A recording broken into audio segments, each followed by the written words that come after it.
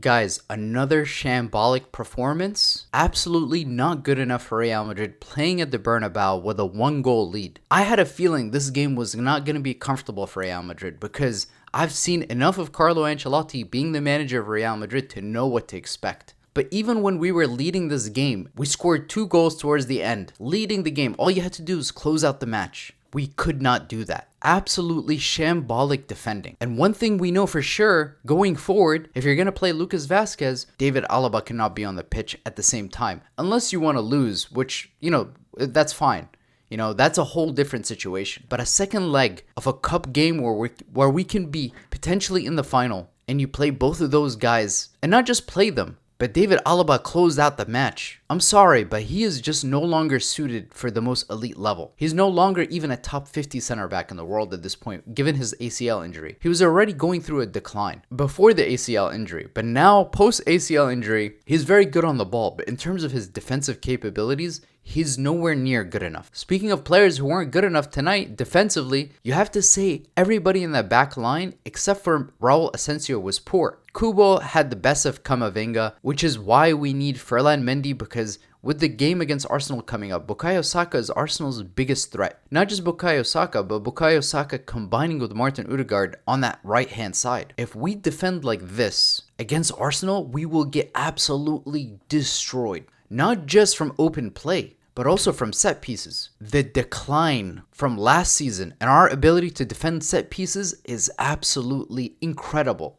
I made a whole video talking about set pieces, breaking down some of the issues that we have around how we defend our box. But those same problems persist now. What is going on in the training ground that we're not making any progress? If you're getting beaten by Real Sociedad to some of these headers, what do you think Saliba and Gabriel are going to do to you? Arsenal, they play for set pieces. You see teams in England with some of these big center backs trying to defend Arsenal's set pieces, and they get absolutely wrecked. What do you think was going to happen to us? We cannot stop teams in Spain from scoring set pieces against us. You think we're going to do it? You think we're going to stop the most dominant English side scoring a header against us? Even when we were ahead in the game, we cannot just close out the show. You cannot just manage the game. When we had Toni Kroos and Luka Modric, when we were ahead in a game, we knew how to close out the match because we had those two guys controlling the tempo. The team could not win the ball. It was disheartening for them. But now, even when we try to sit in a deep defensive shell, there's too much space between our defensive line and midfield. So the opposition, when they come and face Real Madrid, they have so much confidence in their ability to create chances. They feel like it's just a matter of time before they score because we keep conceding quality chances to them. We're not pressing high up the pitch. We're not effective in pressing.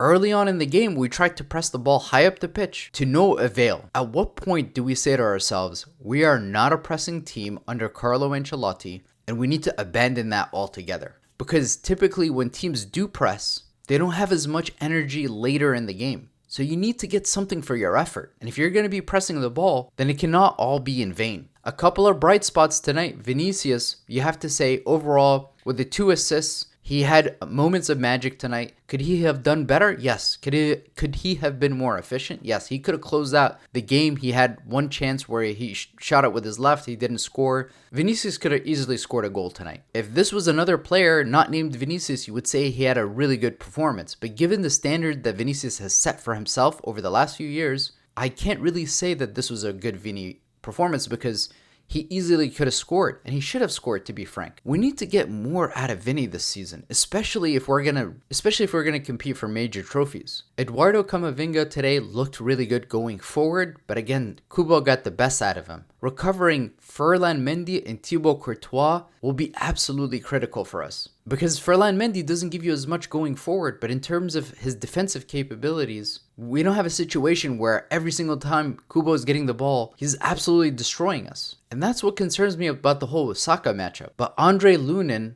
as good as a shot stopper as he is, he's not very good from defending set pieces. That is his biggest weakness. Last season, when Courtois was out, teams just had this air of confidence whenever they had a corner against us. Because Lunin is not that good at defending his box. But speaking of other really critical players, Dani Ceballos hopefully will be back. And I talked in the preview video about how important he is to Real Madrid. And you saw that tonight, because it's not just about what Ceballos does for you in terms of his tenacity without the ball, but when Ceballos is on the pitch, people look for him and he keeps the ball ticking. And he's averaging over 100 passes per game at over a 95% pass accuracy rate. So when you're up in a game, you find Dani Ceballos and you have more control. Right now, we lack control. The double pivot of Tchouaméni and Valverde lacks balance. In the Supercopa final against Barcelona, when we got destroyed, that midfield also lacked balance. Camavinga and Valverde. Fede can play in a double pivot with Ceballos, no problems. But we went through that long stretch last season with Fede and Toni Kroos at the double pivot, and it looked really good. But without Ceballos in this starting 11, you have this massive gap in the midfield.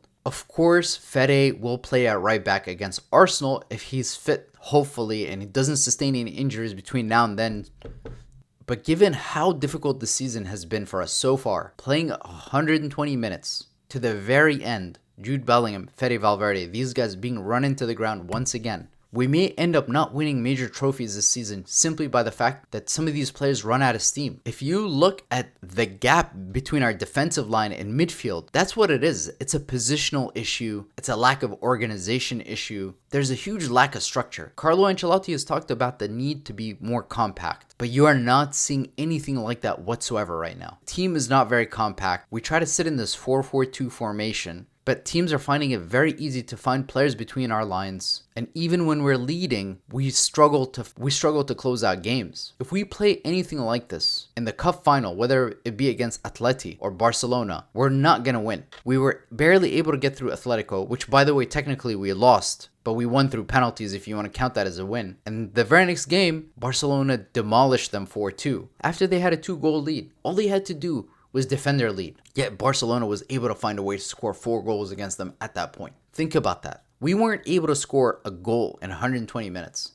Yet Barcelona was able to do it in 20 minutes. They were able to score 4 goals. So far this season, Barcelona has scored 82 goals and we've scored 62. They've conceded 28 where we've conceded 29.